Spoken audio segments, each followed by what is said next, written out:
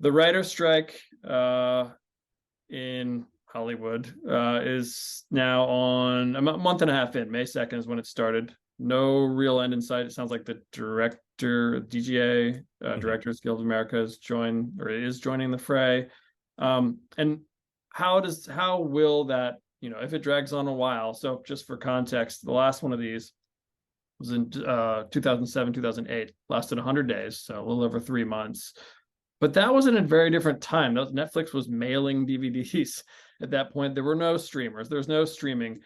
Now there's all these streamers, all of which are public. At least there's companies. Netflix is a pure streamer, but there's companies that have streaming is a big part of their business plan, how they make money and how people invest, why people invest in them. How long will this thing drag on? Does this thing need to drag on for it to show up, and when will it show up in their bottom lines? I.e., if there are no writers, the longer there are no writers, the longer we go without any new shows being written, and there could be a big gap, a la 2020. Yeah.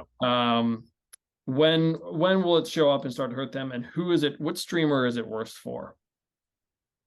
So like you said, second order effects, right? We all know the writer strike is happening. SAG-AFTRA voted to authorize a strike as well, so that union could join the fray. The Directors Guild of America has penned their own deal with the studios. Up until a month ago, what I had heard from people covering the writers' strike specifically was typically what happens: the writers' strike, it's meaningless. SAG strikes, and it puts a little bit more pressure on studios. And then the directors come in, and whatever terms they strike sort of become a framework for the others and can accelerate the strike process. It doesn't sound like it's happening this time. And, like you said, 2007 was the last time we had a prolonged writer's strike. It was, I believe you said, 100 days to me privately before we started the record. And we're approaching that number already. So we're halfway there. We're about halfway there yeah. right now, but yeah. So this thing if it exceeds 100 days, would not be a surprise. It doesn't seem. Yeah, I agree. So who does it impact? All right, let's look at the big streamers. Netflix, you've got Apple TV, you've got Amazon Prime, Warner Brothers Discovery, and then Disney, which has Hulu and Disney Plus and ESPN. Yeah, you're right. So Amazon, we all just have Prime, right? We just take deliveries. It doesn't seem like, and even if people are subscribing to Prime for the Prime TV product, that's still an insignificant source of Amazon's revenue. Most of their revenue is Amazon Web Services and order fulfillment. So they're fine if they take a little bit of a haircut. Same with Apple. Yeah, same with Apple. They produce some great content, but you're buying iPhones. That's their big profit. And they're so early. I feel like they've been the slowest of the major streamers to really get their.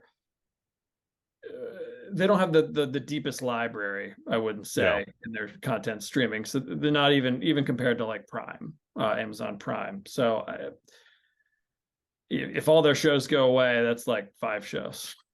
Yeah, exactly. But the Netflix is one that will obviously be harmed because they're a pure content play.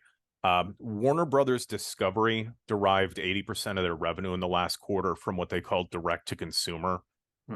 So that's subscribers and that's content, including games assets, things like that. Disney, by that same sort of metric, 2/3 of their revenue came from direct to consumer and content. But their revenue numbers are double Warner Brothers Discovery's. The Disney parks was almost $8 billion in revenue last quarter alone, compared to $1 billion for Warner Brothers Discovery. So that park is an insulation. And Disney had, well, you mentioned ESPN Plus and just ESPN in general. They have live sports. That's not going away. That's not affected by by anything the writers do. Yeah, and the other question is sort of the content library thing. So if you're a studio, if you're, for our purposes, Netflix, Warner Brothers, or Disney, how do you demonstrate like an abundance of new content when you can't actually make anything new? Yeah. Disney, you could potentially unvault something if they've got shows that have been produced and then were not well received and taken off the air.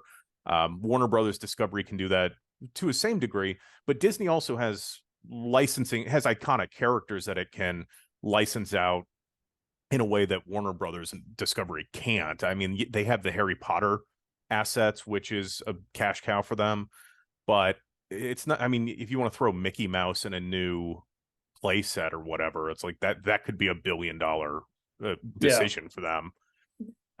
The big wild card for me is Netflix because of their international content. They're less leveraged to the US production system. Yeah.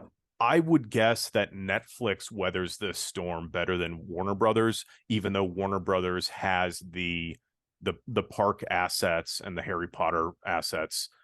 I would bet that Netflix navigates it a little bit better because it's got this deep pool of international content. Squid Game showed us that Korean language programming can work for a global audience. Mm-hmm. Find the next Squid Game. All you have to do is pay a translator and pay somebody to type captions on it. Right. So you can stretch your content library a little bit more there. Yeah. And Netflix, it seems counterintuitive that they're the only real pure play streamer. But they have, you mentioned the international aspect is a buffer, but they're just also such a geyser of content. There's so much there. They are definitely a quantity over quality. They have some hits, obviously, but there's so much there that it almost, I think that has at this point is working against them. And I think if you slashed the number of, shows they have in half, A, would anyone even notice? And B, I don't know that it would hurt them all that much in terms of, subscriptions.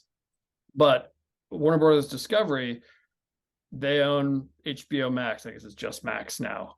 HBO is totally a quality over quantity.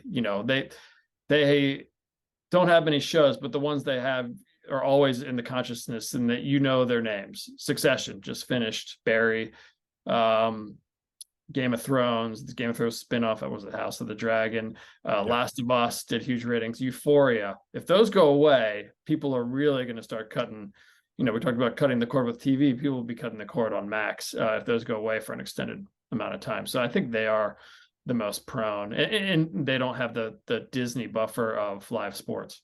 Yeah, and the Netflix, the content geyser that you're talking about, you can repurpose that content geyser. You could re-release 12 new Netflix shows over the course of the next year, or release them as new and just market them a little bit differently. Right. And 80% of the people will not know that it's not a new show. Right. My wife was watching Snack versus Chef or something like that.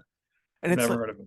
It's a cooking reality show where they try and recreate like convenience store snacks. It's kind of interesting. It's not a bad show, but I don't know if that's a year old or 10 years old. They could release it tomorrow and say it's brand new, and most people are not going to have any idea. So I think that actually is a little bit of a raft for them if this writer strike drags on.